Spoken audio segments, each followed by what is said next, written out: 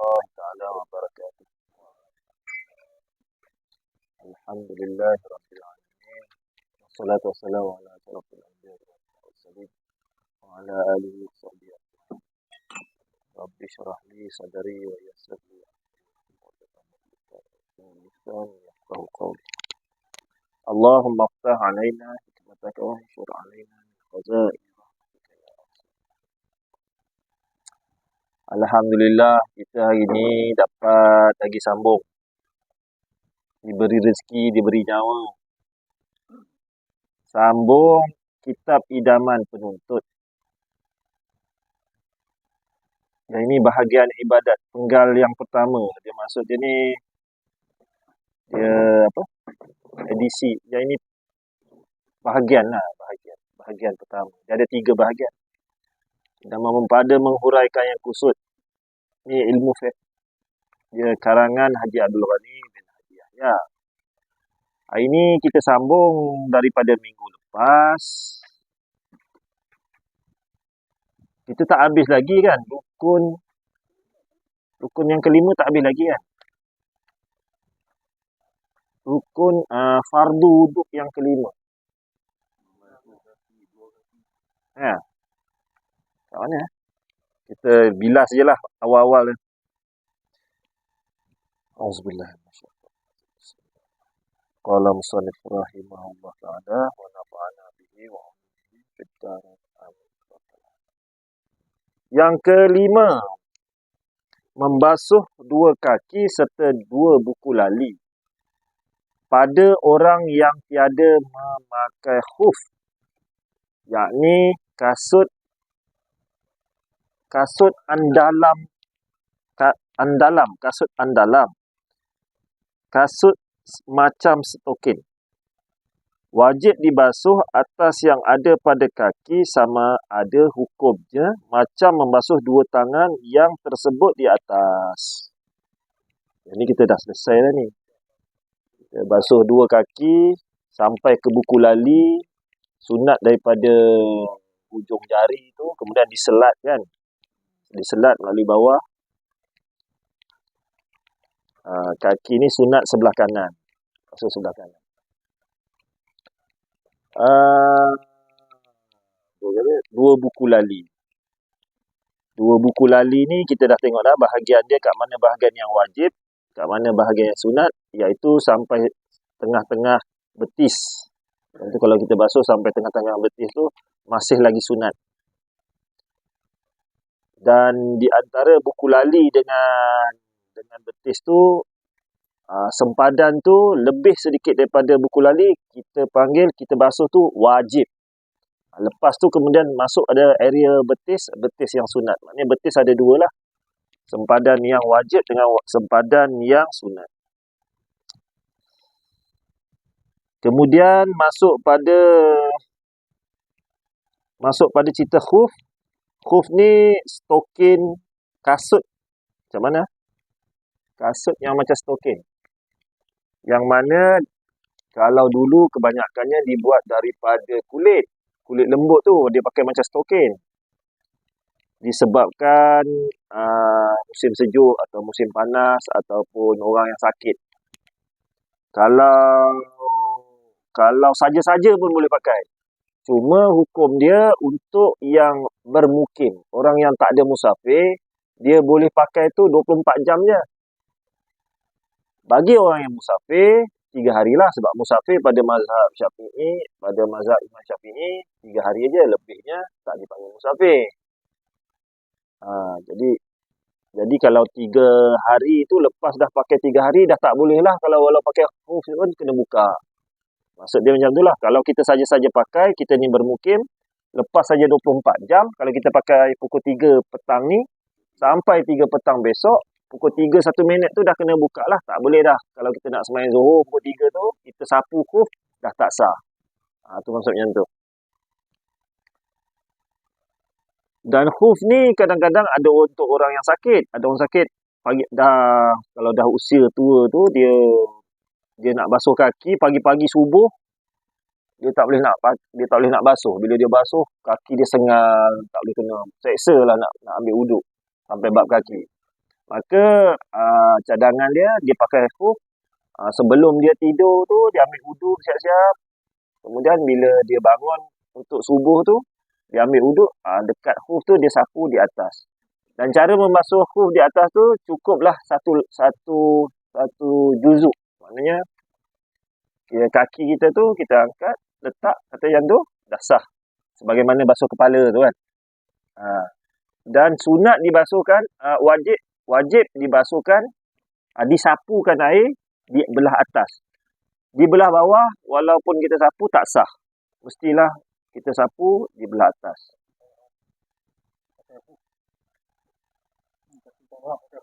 Ni khuf. Dia macam stokin. Dia macam stokin, dia bukan stokin. Tapi dia tak semestinya kulit. Kalau dulu kulit. Sekarang ni dah ada macam-macam sintetik, ada apa kan. Nak kata stokin tak boleh. Nak kata kasut pun tak boleh. Kalau kita sebut, orang Melayu ada. Orang Melayu tak pakai benda ni sebab tu tak ada nama. Nama dia khuf. Nanti satu rasa nanti kan kaki dah start sejuk dah kan. Dah tua-tua ni kan. Nak semayang subuh lah susah. Boleh pakai. Boleh pakai tu. Jadi kalau nak sapu tak perlu buka khuf tadi. Sapu belah atas. Cukup dengan sapu. Bukan basuh. Basuh ni dia boleh jadi makruh pula. Basuh. Sebab dia arahan dia sapu. Kita pergi basuh. Macam kepala lah. Kepala kita sapu. Ambil air, sapu kan. Air tu jangan air ada banyak macam tu, sapu kepala. Yang nak sapu juga sah. Apa dia? Khuf tu, contoh macam ni kan, khuf. Kan? Kita ambil air, kita letak satu tap. Paling minimum tu sah. Sunat, ambil air dan air sapu. Itu sunat.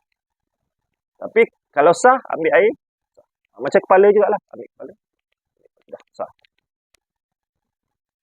Okey, satu juzuk. Tapi kalau sapu belah bawah, tak terangkat hadas kecil kita tak terangkat. Kena sapu atas. So, sunat dia pula macam mana? Sunat dia kaki kan. Macam mana kaki? Inilah kaki kan. Kaki kita angkat macam ni, jadi tumit dekat sini. Kita pegang tumit ni, ambil air, sapu macam ni. Ini sunat. Sapu macam tu. Selatkan dekat celah-celah yang tu. Buka tu afdal. Tapi ada waktu yang jadi bertukar afdal tu. Bila kita pakai khuf, kita pergi masjid dah ambil wuduk. Kemudian orang dah duduk baca tahiyat akhir dah.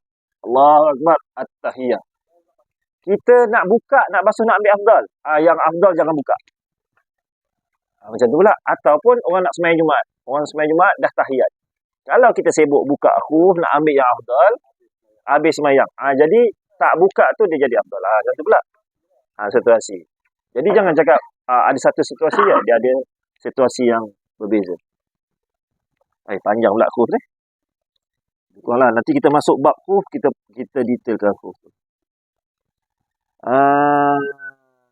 Maka membasuh dua tangan.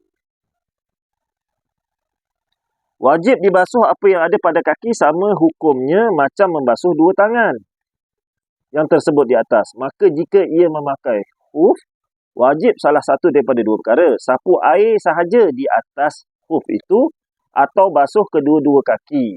Maknanya kena buka lah khuf tu. Inilah yang afdal. Yang tadi kita cakap afdal ni kan. Kalau buka tu afdal lah. Air basuh semua kan. Tapi kalau nak sapu je, Nabi buat macam tu. Nak kata, tak bagus buat yang tu. Buka lah bagi bagus. Tak boleh juga. Sah. Dan Nabi buat juga. Takkan Nabi buat salah. Tapi kenapa ulama kata afdal sedangkan Nabi buat? Afdal tu maksud pada ibadat sempurna lah. Kena air kat kaki semua. Maka dia ambil afdal tu walaupun Nabi buat. Tapi Nabi tak buat sepanjang hayat dia. Dia buat ada masa-masa tertentu. Jadi dia kata afdal. Kalau masa tu boleh buka, bukalah. Basuh. Tu maksud dia. Mana tengok? Ada tak? Satu tinggal.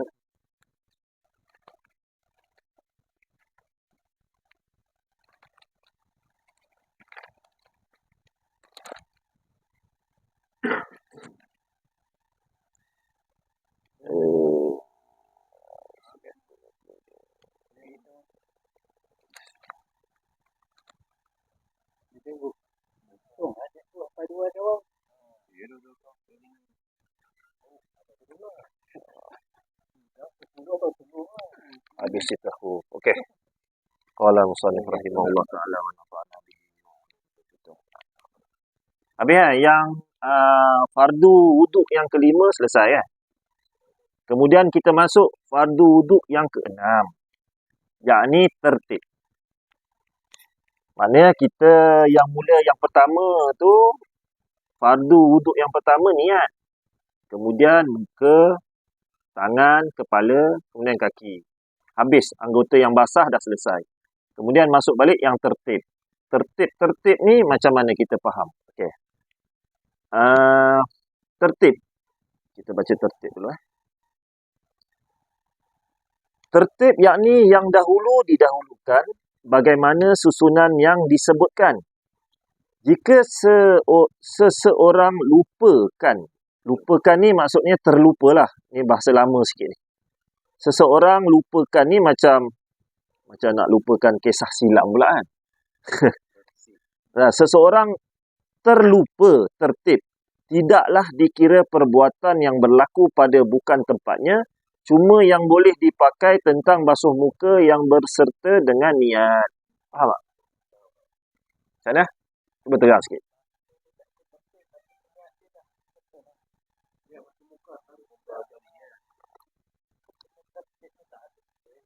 Maksud?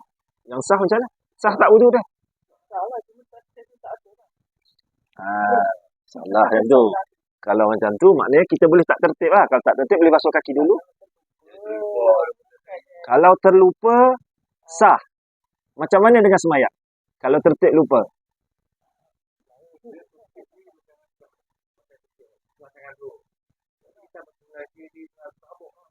Itu bukan. Tak. Dia kata macam ni.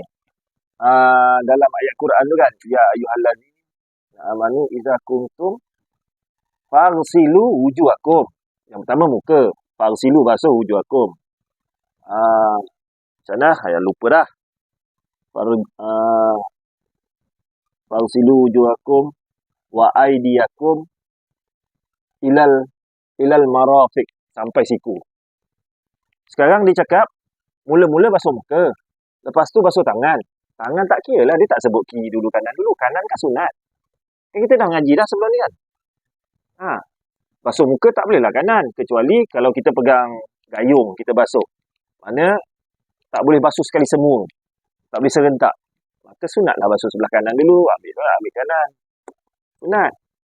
Kalau tangan, kena kanan, dia tak boleh kiri. Kanan dapat sunat. Tapi kalau basuh kiri dulu lepas tu kanan, tu bukan tertib. Itu sunat.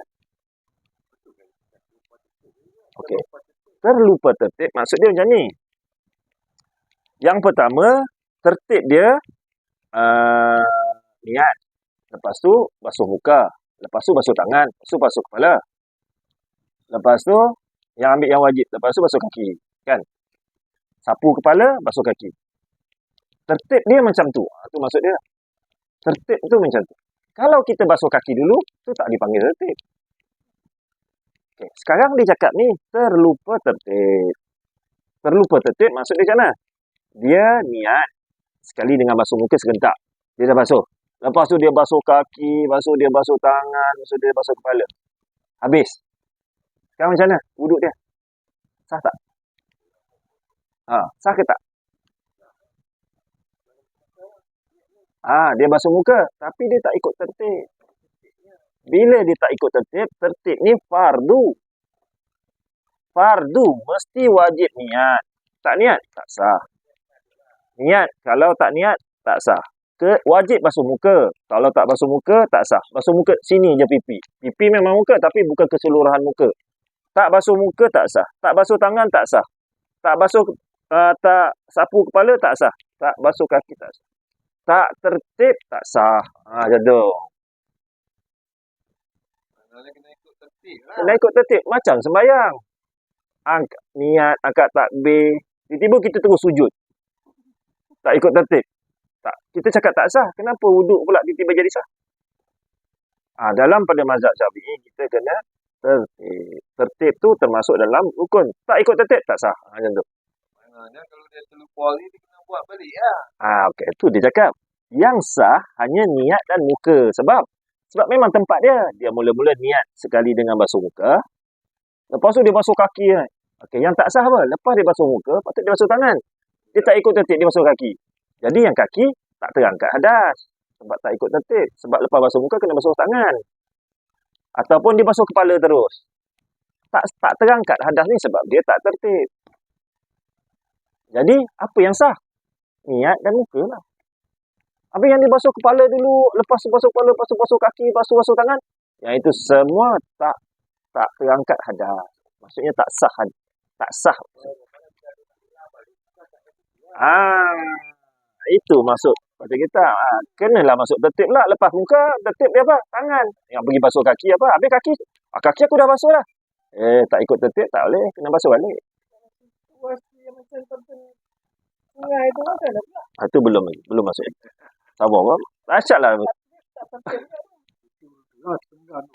Ada. Sabar. Dia cemerlang dengan macam tu. Dia lompat sana.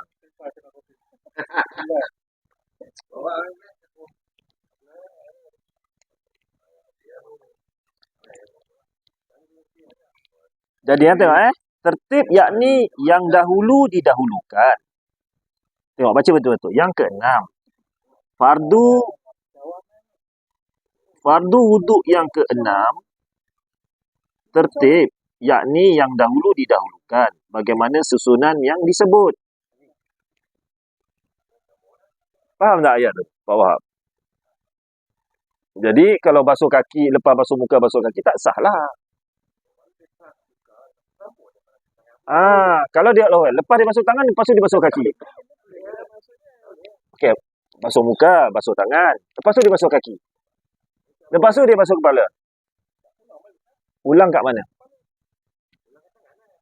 Tangan, dia dah basuh tangan. Lepas tu dia basuh kaki. Tangan dah sah. Tangan dah terangkat adas lah. Kepala yang tak terangkat. Boleh? Dia tak keliru lah. Dia tak boleh ulang balik dari asal. Boleh. Cuma wuduk tu dah terangkat. Dia pergi ulang lagi.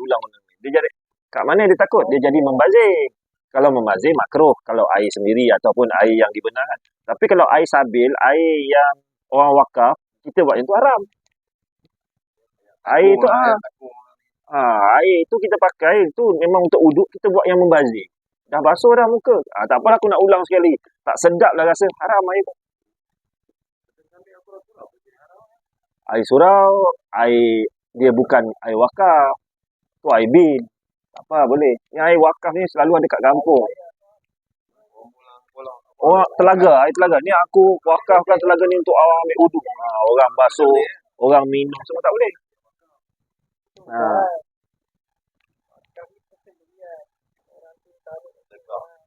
Dia biasa wakaf ni tanah, yang terlibat dengan tanah. Bila dia wakaf telaga tu duduk kat tanah. Dia kata, aku wakafkan telaga ni untuk orang ambil air wuduk.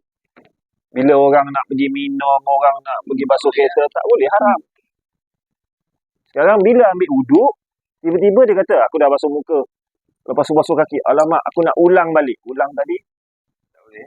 Bukan boleh. Tapi haram lah perbuatan tu. Sah. Wuduk tu sah, yang dia basuh muka terangkat lagi. Yang dia basuh muka tu sah. Tapi muka tu dia masuk balik, dia jadi haram. Kat situ lah dia punya yang kena teliti sikit. Okey, lagi sekali kita sebut. Fardu wuduk yang keenam, tertib, yakni yang dahulu didahulukan. Bagaimana susunan yang disebutkan. Yang disebutkan tu apa? Muka, tangan, kepala, kaki. Jika seseorang terlupa tertib, tidaklah dikira perbuatan yang berlaku pada bukan tempatnya, cuma yang boleh dipakai tentang basuh muka yang berserta dengan niat saja. Kalau muka tu tak diserta dengan niat pun tak boleh juga. Tak sah juga. Jadi kena ikut tertib. Wajib ikut tertib. Sama kita semayang, kita kan ada rukun semayang. Ujung sekali, rukun yang ke-13, tertib. Sama juga. Jadi dia tak ada beza. Niat tak ya? Niat bukan macam sembahyang. Sembahyang kan dia satu perbuatan solat. Kalau macam wuduk ni dia panggil fardu. Bila fardu kan dia boleh putus. Tu beza dia. Sebab tu dia niat tadi tak perlu diulang sebab dia bukan macam solat. Sembayang ni, lepas kita dah terbatal solat, tadi aku dah niat dah kat takbir, tak payah aku teruskan Fatihah. Tak boleh. Tu beza sembayang dengan sembahyang, rukun sembahyang dengan fardu wuduk tu beza dia. Okey.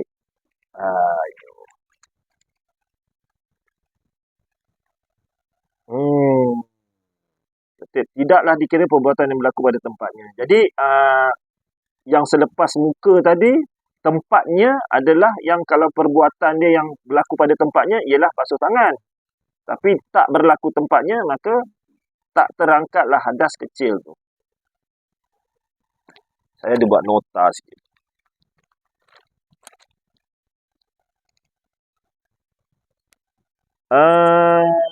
Okey. Sekarang ni bila kita ambil wuduk pada mazhab Syafi'i dan mazhab Hambali, wajib tertib. Tapi pada pendapat ataupun mazhab Maliki dengan Hanafi, sunat muakkad. Mana dia boleh basuh kaki dulu.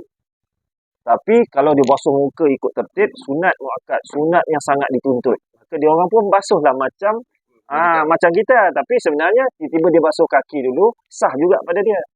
Gitu. Boleh. Maliki, mazhab dia boleh. Mazhab kita tak boleh. Mazhab kita kena tertib. Kenapa ada dua perbezaan? Kenapa ada perbezaan pendapat yang ini asal ni mazhab betul tukar? Yang ini ada sedikit kajian. Muka tangan kepala kaki. Sepakat ulama yang ini semua mazhab basuh muka, basuh tangan, basuh kaki, basuh kepala, basuh kaki wajib. Tapi belum masuk tertib. Tapi basuh ni sepakat ulama kata tak ada dah, betul dah. Kalau sunat telinga tu pun sepakat. Semua ulama kata sepakat. Cuma dekat tertib aja ada perbezaan. Iaitu Hambali dengan Syafi'i ni, mazhab Hambali dengan mazhab Syafi'i ni dia wajib. Tapi Maliki dengan Hanafi ni dia kata sunat muakkad, sunat yang sangat-sangat dituntut. Maka bila ada orang yang tak mengaji dalam mazhab Hanafi macam geng-geng yang sebelah sana yang gelap ni kan, yang India, Pakistan, Bangladesh, tengok dia basuh muka dulu. Yang ini kadang-kadang dia tak mengaji. Kalau dia mengaji, dia dah basuh kaki dulu, dia air tak ada kan. Kalau basuh kaki dah basuh dah. Dia basuh muka kan, dia basuh tangan dulu. Pada mazhab dia boleh. Kenapa dua pendapat ni boleh ada? Bukan, kenapa? Macam mana yang ini mazhab cakap macam ni? Kenapa mazhab macam ni? Kenapa lain-lain? Macam mana boleh? Kan Nabi kita satu, agama kita satu kan. Ada orang cakap, geng-geng Wahab kan. Geng-geng Wahab ada cakap, kita kan Nabi kita satu, agama kita satu. Kenapa ada macam-macam mazhab? Tak ada mazhab ada satu. Al-Quran dan Sunnah, dia kata.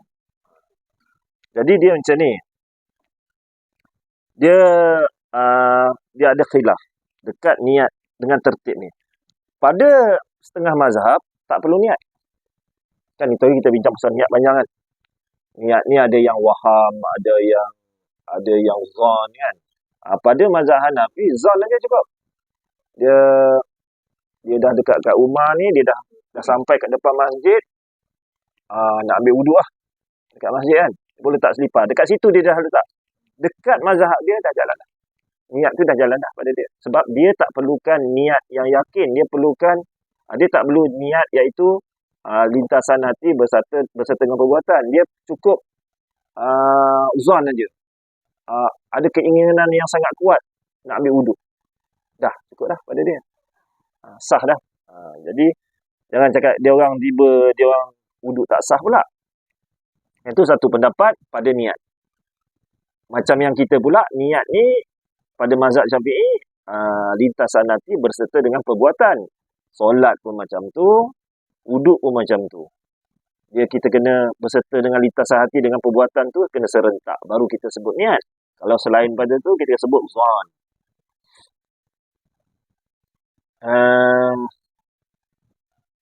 Kenapa berlaku perbezaan? Dia dalam ayat Quran ni berbeza Kalau dalam ayat Quran macam faghsilu wujuhakum wa aydiyakum. Waw ni kalau pada bahasa Arab, waw ni dan. Boleh? Ha? Boleh? Waw ni, kalau kita kata waw ni maksud dia dan. Jadi kalau ayat Quran, ya ayyuhallazina amanu idza qumtum ila shalah faghsilu wujuhakum wa aydiyakum dan tangan dan kemudian kepala dan. Bila dia kata dan, kalau dalam bahasa Melayu pun, dalam bahasa nahwu saraf Arab pun, bila dan bermaksud itu dan. Jadi dia bukan ikut tertib. Pada mazhab Hanafi, pada mazhab Maliki, dia kata dan bukan ditujukan pada kena ikut tertib. Kalau ikut tertib ni, selepas itu, apa panggil tertib kan?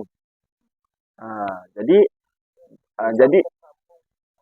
dan tu mana-mana boleh lah. Dan macam orang kawan saya datang ke rumah Ali dan Kamal dan Abu. Siapa yang datang dulu? Siapa-siapalah. Dia tak cerita pasal siapa datang dulu. Dia cerita rambang. Jadi bila ayat Quran yang turun ambil uduk ni, dia kata ini semua dan. Maka mazhab yang lain dia kata yang ini tak ada kesuruhan tertib. Pada mazhab Syafi'i ada hujah juga yang tertib. Itu satu. Kalau macam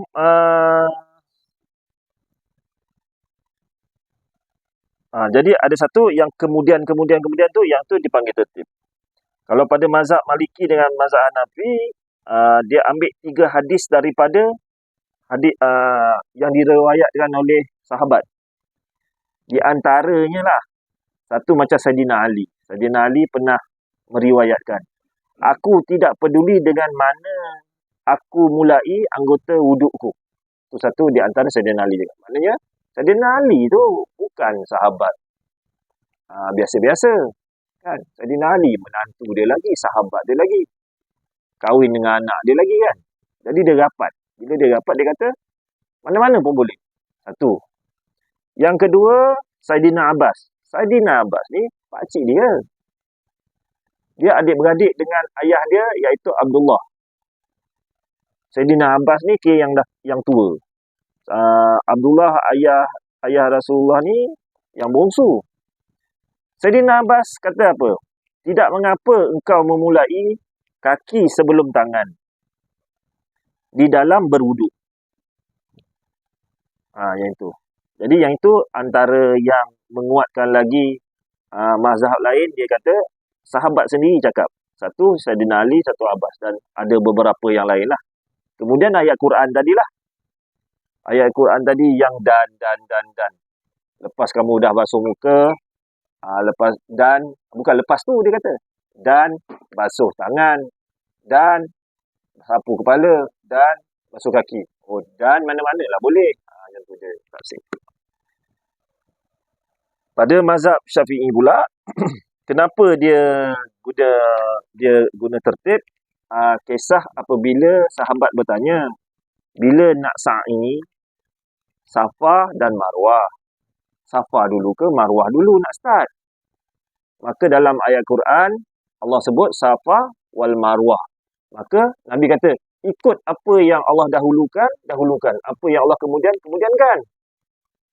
Sedang kat situ pun ada perbezaan pendapat tu. Jadi, kalau macam tu, maknanya adalah tertib. Tak boleh lah. Maka dia ambil daripada hujah Nabi tadi, dibawa kepada berwudu. Itu pada mazhab Syafi'i. Asal usul ni, hukum ni, supaya bukan nak suruh hafal asal usul ni, cuma faham, ada cerita dia di mana, macam mana mazhab Syafi'i. Imam Syafi'i ni bukan main bantai je, tak ada. Dia ikut pada hukum-hukum Al-Quran, hadis kan. Sama juga kalau yang dia orang tak ikut tertib ni macam kahwin kan. Macam mana? Dia bukan. Minang lelaki tu adat. Arab ni ayat Quran yang pasal kahwin tu. Yang nikah tu.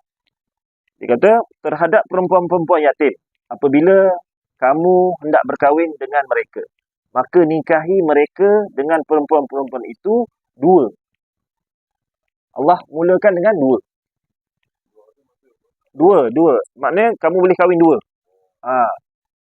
Bila kamu nak kahwin dengan anak perempuan-perempuan yang yatim, maka nikahilah mereka daripada perempuan-perempuan itu yang yatim tadi, dua. Dan tiga. Ni dah wow tau. Dan tiga. Dan empat. Maka jika kamu rasa tidak boleh mampu berlaku adil, maka memadailah satu. Sekarang ujah dia, sekarang ni nak kena, kalau orang nak nikah sekali dua serentak, boleh tak? Boleh kan? Bermakna, kalau ikut tertib, dia kata, kena kahwin dua dululah. Baru kena kahwin tiga, baru kahwin empat. Kan? Jadi, yang ini tafsiran bukan atas perkataan dan tadi.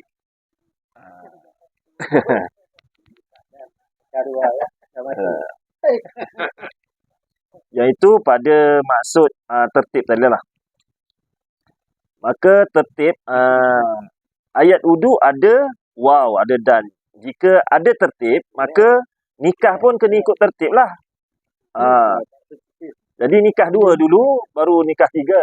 Baru lepas tu baru nikah satu. Kalau kata ikut tertib, ikut ayat Quran. Yang tu hujah dia orang cakap, tak ada tertib. Jadi pada mazhab Syafi'i, satu hadis Safah dan Marwah. Sahabat tanya, ya Rasulullah, mana nak mula? Nabi kata,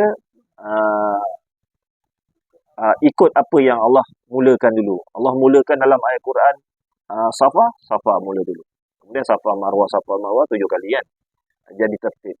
Jadi Imam Syafi'i pakai ayat tu. Jadi kalau Imam Syafi'i pula kata, dalam ayat basuhlah kamu, basuh muka, kemudian basuh. Imam Syafi'i pula kata, kalaulah kata Al-Quran ni kan ayat dia cantik, ayat dia indah. Kalau kata ayat nak indah, kenalah cakap basuh muka, basuh tangan, sapu tak masuk dalam cerita. Sapu masuklah cerita last. Cerita sapulah dulu. Sapu muka, basuh tangan, basuh muka, basuh tangan. Kemudian basuh kaki. Lepas tu sapu kepala. Baru ikut. Baru ikut ayat tu cerita macam tu. Kenapa pula Allah cakap dia masuk tengah-tengah basuh? Basuh muka, basuh tangan, sapu kepala. Sapu kan cerita lain. Ceritalah basuh dulu. Nanti sapu last lah.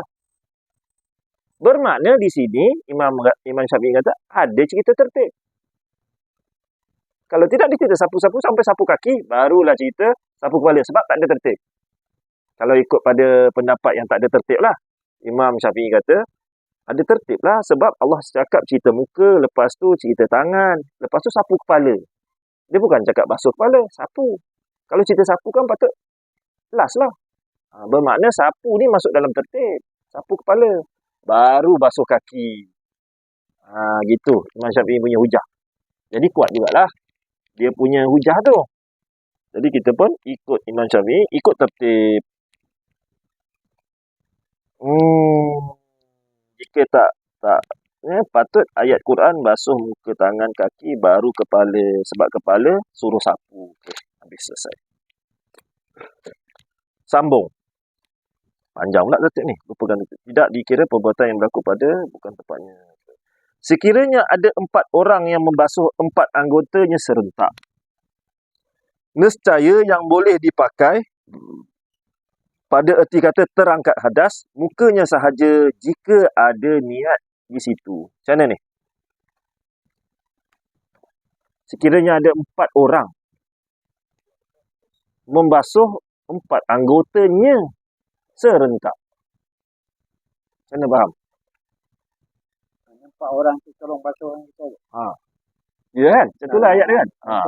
Dah 4 orang, takkan 4 orang ambil uduk berdek, ambil sendiri-sendiri. Ke macam mana Pak?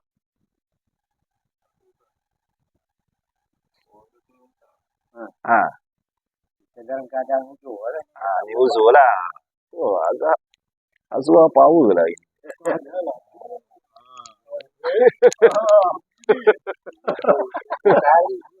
Lepas tu yang 4 orang ni, seorang bagi tangan, seorang bagi kaki, Ah. seorang bagi kepala, Ah. muka. Serentak.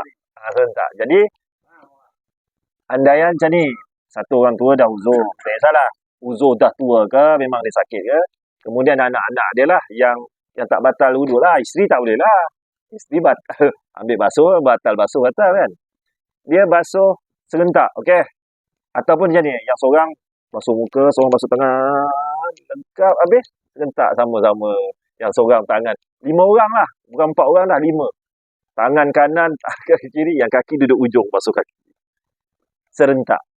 Jadi, untuk wuduk tu sah, dia kena ada niat permulaan dia daripada muka berserta dengan niat.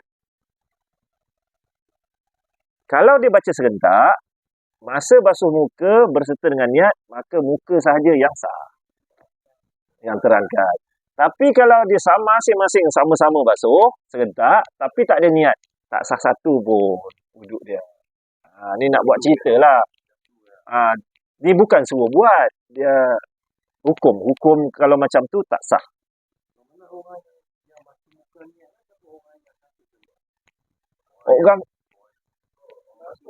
Orang yang, kalau kenapa dia tak boleh niat? Niat kan lintasan hati. Orang sakit lah.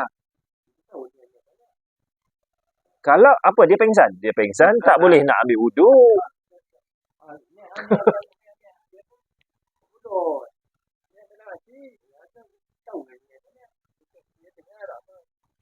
Tak, maknanya macam mana? Dia sedar ke tak sedar? Dia sedar. Jadi macam mana tiba-tiba nak wudukkan dia tu? Mesti datang syarat daripada dia. Dia nak sembahyang. Dia tengah kentut ke apa suruh ambil wuduk. Tak ada syarat daripada dia, tak sah juga. Sebab kita tahu. Jadi dia kena bagi syarat lah. Syarat macam mana. Tengok setakat mana yang dia boleh lah. Bila ada syarat, maka orang tu basuhkan muka, tangan tak boleh angkat kuat-kuat kan. Maka dia basuh tu, dia niat. Dia niat, basuh air tu kena je. Dia kena, dua-dua kena belajar lah. Dia jangan, orang tu tak sedia lagi, terus basuh muka. Orang tu kelip, buat muka marah. Asal, tak niat lagi. Basuh lagi. 10 kali. Kalau boleh bercakap, okey. Kalau yang bagi syarat je. Kalau boleh bercakap, kalau dia boleh bercakap, dia cakap, okey. Dia pun letak air. Orang tu kena faham lah. Kena letak pelan-pelan kan. Baru dia kena tak niat kan. Kalau dia tak belajar, boom. Orang tu tak sempat lah. Jadi sebenarnya masa air tu kena, mana-mana tahap yang masa dia kena tu, orang yang sakit tu, niat je lah. Dia serentak lah dengan air. Memang air dah kena dah. Dah dekat seminit katalah kan. Yang masa dia niat tu lah bermula. Bermulalah wuduk tu. Bermulalah basuh muka tu. Jadi kalau dia basuh 4-4, yang muka tu itu pun kalau ada niat. Macam tu. Tak jugalah. Dah ni mana dia tak niat. Jadi dia bukan nak berwuduk lah. Tu. Sekiranya ada 4 orang yang membasuhkan 4 anggotanya serentak, nescaya yang boleh dipakai, yang boleh terangkat hadas, mukanya sahaja jika ada niat di situ. Sebaliknya, jika seseorang itu menyelam dalam air, ni Indra tanya. Serta berniat wuduk, nescaya memadai dan sahlah wuduknya sekalipun ia tidak diam lama di dalam air itu. Kerana ada tertib beberapa lahzah, beberapa saat yang singkat. Boleh? Faham?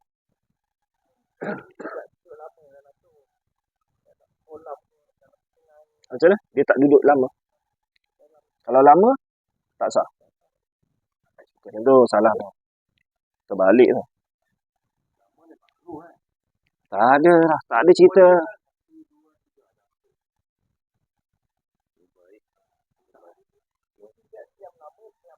Walaupun. Asal hilang ayat depan tu. Sekalipun. Walaupun.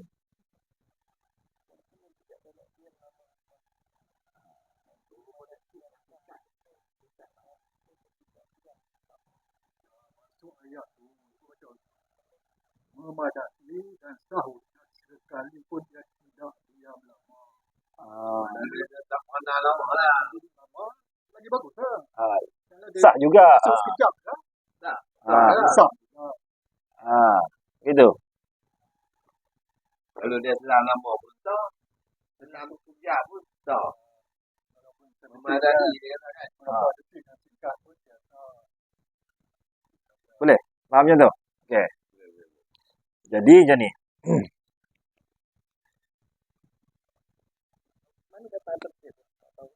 Okey, sekarang kat sini bila kita berwuduk, kita masuk dalam sungai.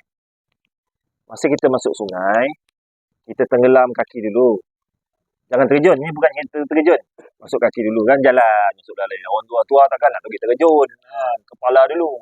Masuk dalam. Kata dia niat masa tu, sah tak wuduk dia? Dia tengah jalan, air sampai pinggang. Dia kena pakai tertib. Tertib, air kena kat muka. Mana boleh masuk kaki dulu? Kita mazhab Syafi'i. Okey, kita pun jalan, tenggelam sampai kena kat dagu. Masa tu niat, sah tak wuduk dia? Okey, niat dah sah. Muka tak terangkat lagi atas. Sebab baru kena dagu. Faham? Ni nak ikut turutan pelan-pelan. Jadi, masuk dalam air. Tenggelam aja muka. Bukan kepala. Kepala tinggal tumbul kat atas pun tak apa. Janji ada kepala yang belakang ni dah ada dipanggil kepala dah kena. Kita duduk dalam tu, masuk aja.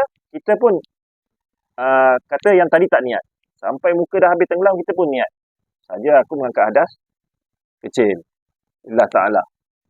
Masa tu, berapa saat dia jadi tertib.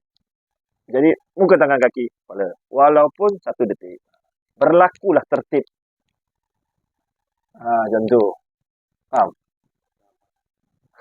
Bukan yang ini mana tertib. Dia dikira tertib walaupun 1 saat. Air Paras. Betul. Muka dia dah kena niat. Tangan? Kali lah. Masukkan macam baca bukan kena. Boleh.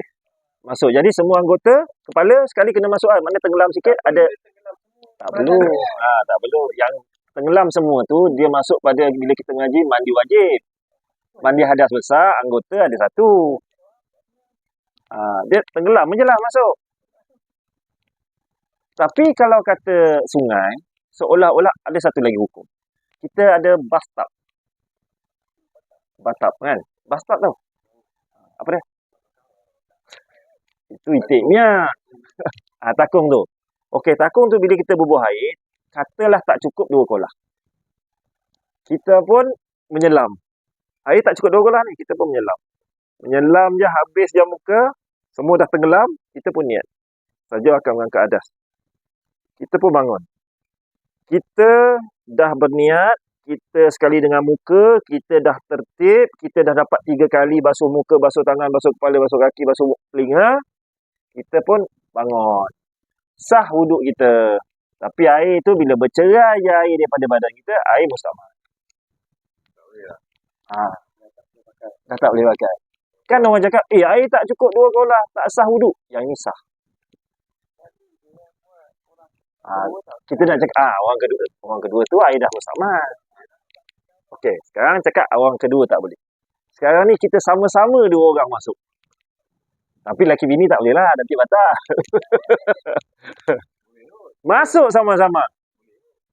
Masuk muka, 2-2 niat. Jangan 1 niat, 1 tak niat. 2. Bukan laki bini.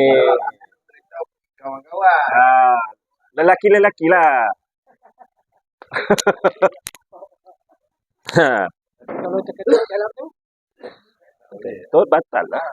Batal lah wuduk. Yang tu sekali kita dengan kawan kita ya. yelah, kata kita sama-sama masuk. Lepas tu terkejut dalam air. Kita betul. Okey, terkentut tu bila? Sebelum wuduk ke selepas wuduk? Sebelum lah. Maksudnya sebelum. Sebelum wuduk. Okey, kentut dalam air. Nak kentut juga dalam air. Letak buntut dalam pret. Lepas tu, Itu yang air tu boleh pakai. sekarang air tu macam mana nak dikatakan bukan air mutlak ataupun air tu air mustamal? Ya, tak. Macam mana air mutlak boleh jadi air mustamal? 3 je cara. Yang pertama, air basuhan pertama daripada wuduk. Pada anggota wuduk yang wajib. Satu, bercerai daripada air itu, daripada tubuh badan anggota wuduk yang wajib. Yang tu air mustakmal. Yang tu tak boleh angkat wuduk dah. Yang kedua, mandi wajib basuhan yang pertama. Jadi air mustakmal. Yang ketiga, najis yang kita dah bersihkan dah betul-betul, tapi tak dilalukan dengan air mutlak, kena dengan air mutlak, maka air yang kena najis tempat hukmi yang dah bersih tu, najis kesan tu, jadi air mustakmal. Yang ni tak boleh angkat wuduk juga. Tak boleh angkat wuduk, tak boleh mandi wajib. Sekarang ni, bila kentut dalam air, dia tak menjadikan air tu mustakmal. Faham? Kalau dia, sekarang dia kata belum wuduk. Belum wuduk, dia pun duduk. Prak. Gelembung pula air. Bluk.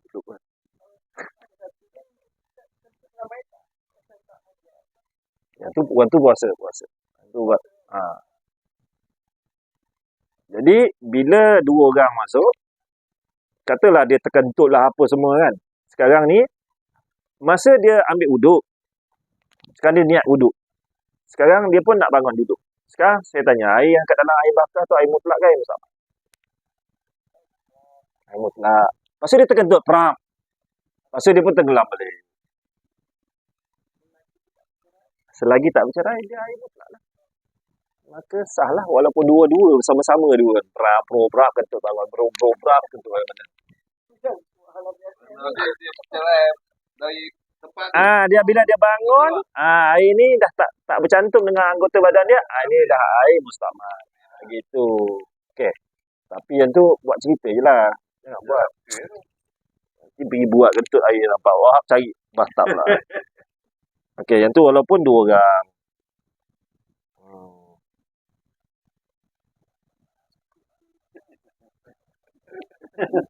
Cuma lah kalau laki bini dia tak boleh nak tu lah, asyik batal lah, kecuali tak bersentuh di antara kulit dengan kulit. Macam mana nak ambil wuduk yang tu, kena pakai kat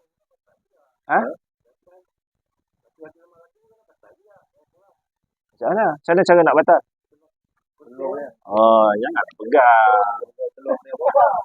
Janganlah terbogel ambil wuduk.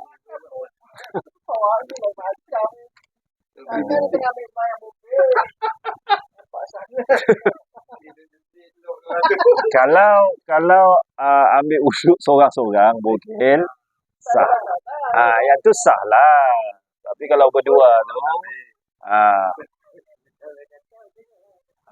itu dah jadi haram. Ini dah kes lain dah, Pak Wahab. Yang wuduk yang tu. Habis. Dan salah wuduk sekalipun dia tidak diam lama dalam air kerana ada tertib beberapa detik yang singkat.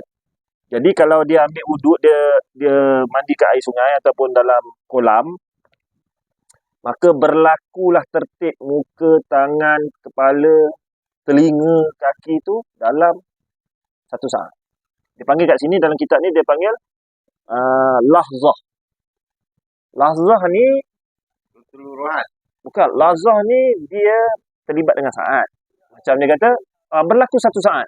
Tapi 1 saat ni kan dia ada lagi jarak. 1 saat dia ada lagi 10 ke 100 lagi. Yang laju-laju tak salah 100 ke 60 kan. Bermakna dia ada lagi bahagian. Tapi maksud lahzah ni dia masa yang paling cepat sekali. Berapa yang paling paling cepat? Dia maksud macam ni. Kalau sekiranya satu perempuan tu dia berpuasa, kemudian katalah pukul 10 pagi lah, 11 ke pukul. Kemudian datang haid pada dia 1 lahzah aja. Bukan 1 saat. Dia terus habis. Maka 1 lahzah tu dimaksudkan tu saat. Maka batallah puasa dia. Tapi dia 1 lahzah aja, bukan saat lagi. Mili saat. Tak kira, tu dipanggil lahzah.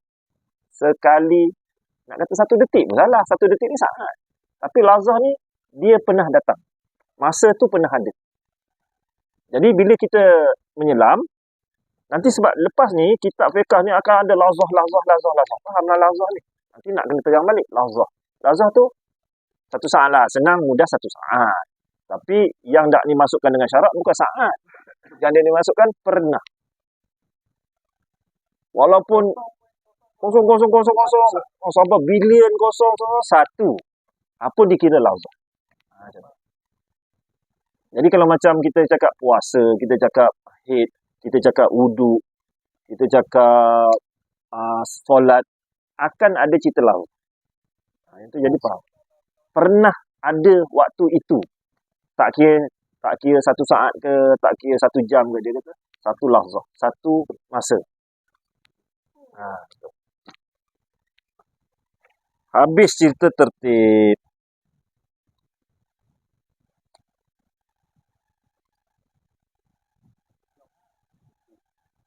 Selesai.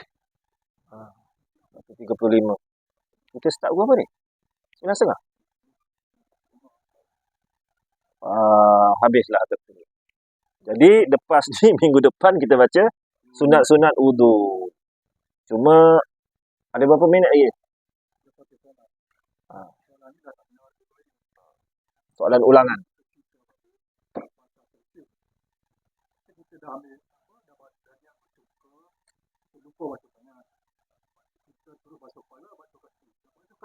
Kita lupa baca tangan. Kita ulang balik baca tangan. Adakah kita kena baca kepala satu kepala balik, baca kaki balik?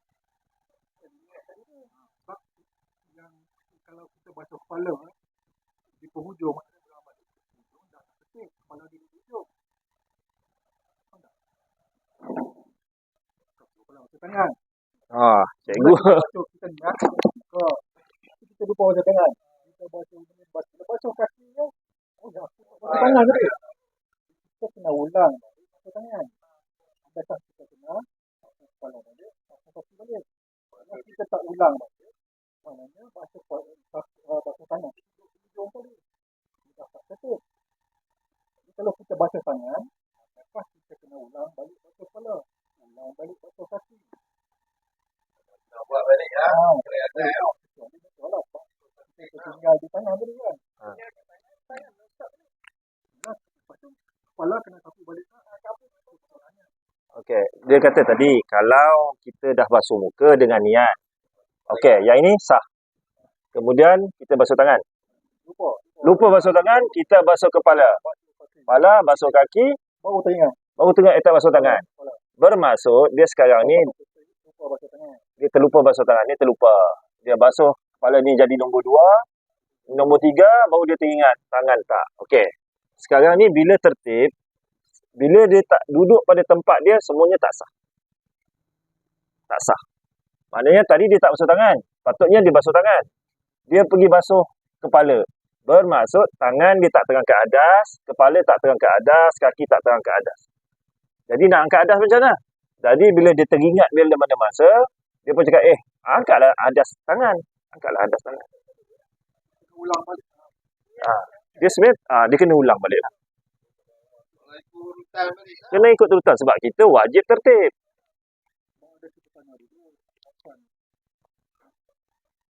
Tak perlu balik dasar.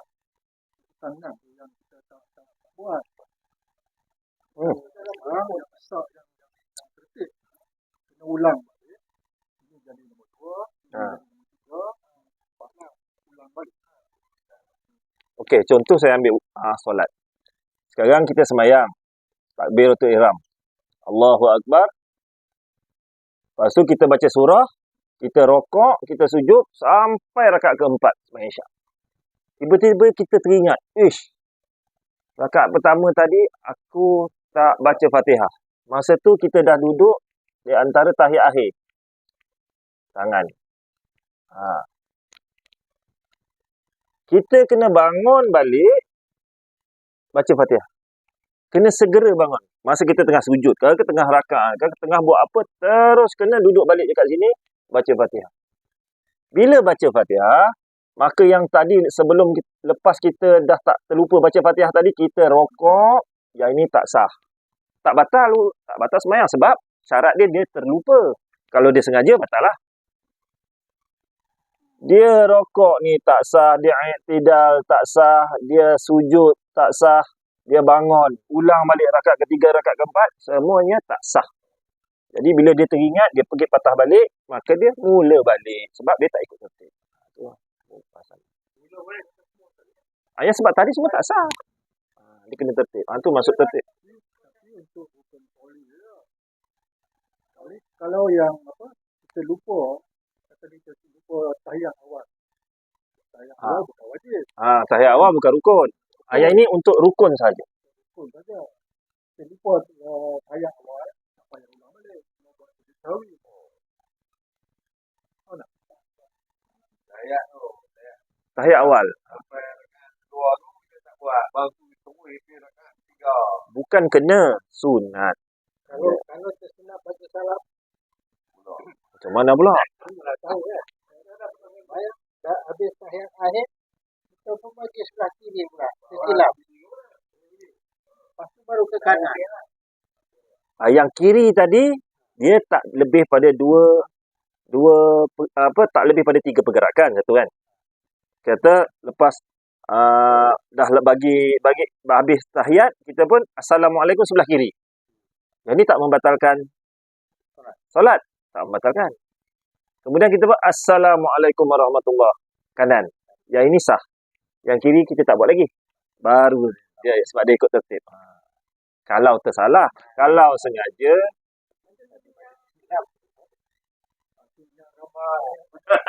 apa dia? Jadi kalau kita sujud sekali, sujud tu pun tak. Kita sujud, kita bangkit. Kita sujud. Kita lupa macam sujud, terus bangun.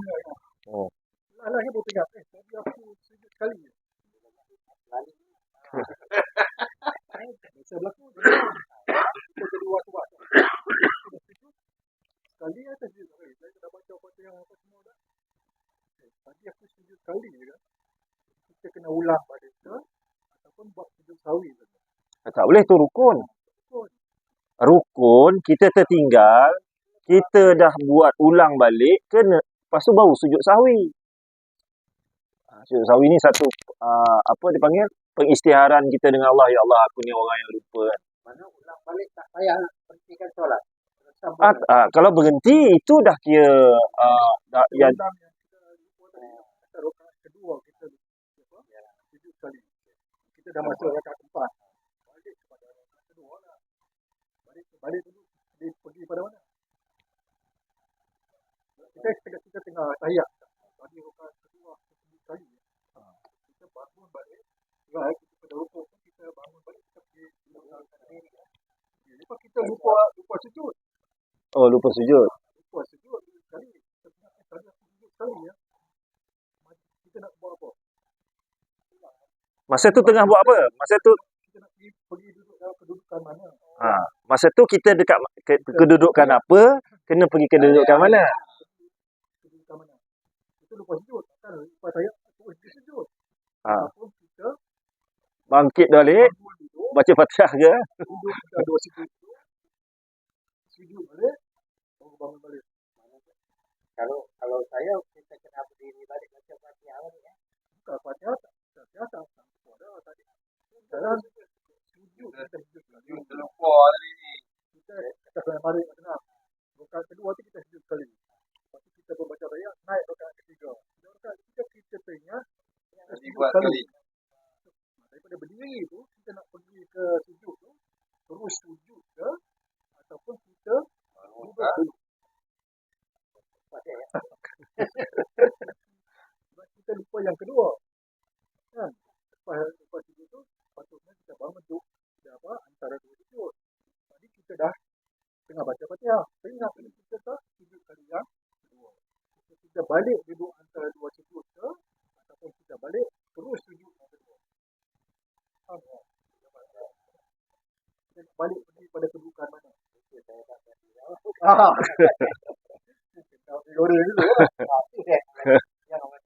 Maksudnya jawapan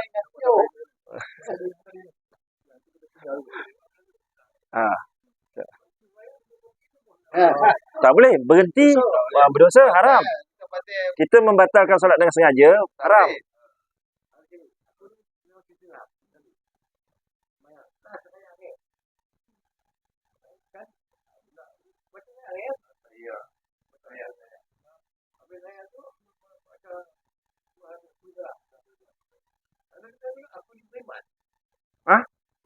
Aku beriman. Aha. Tapi imam tak bagi salam lagi.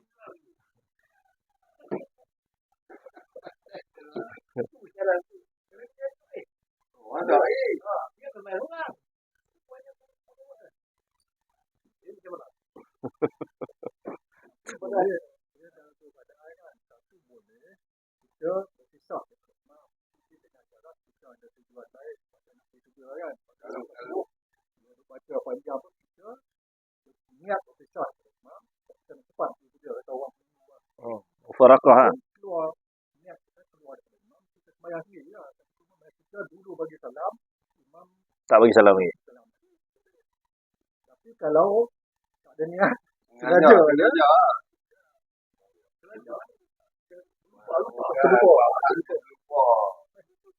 aku bagi salam ya. Imam pasti ada ayat kan. Tak duduk balik kat tahiyat tadi. Dia dah bagi salam. Ayolah, terus duduk balik. Baca balik tahiyat, imam bagi salam, bagilah salam. Walaupun dia dah bagi salam. Hah? Walaupun dia dah bagi Dia dah bagi salam tak sengaja. Macam yang kita cerita yang mercun terlompat bangun tu kan. Kan tak sengaja cerita lain. Jangan sengaja batal. Salam tu dia kena tutup, dia kan kena ikut imam. Imam dah tutup baru dia tutup, dia tak boleh tutup suka-suka. Kunci tak ada kat dia. Kalau dia tak sengaja tak batal. Kalau tak sengaja kena duduk balik lah. tutup esok kau. Itu yang dia tak pun.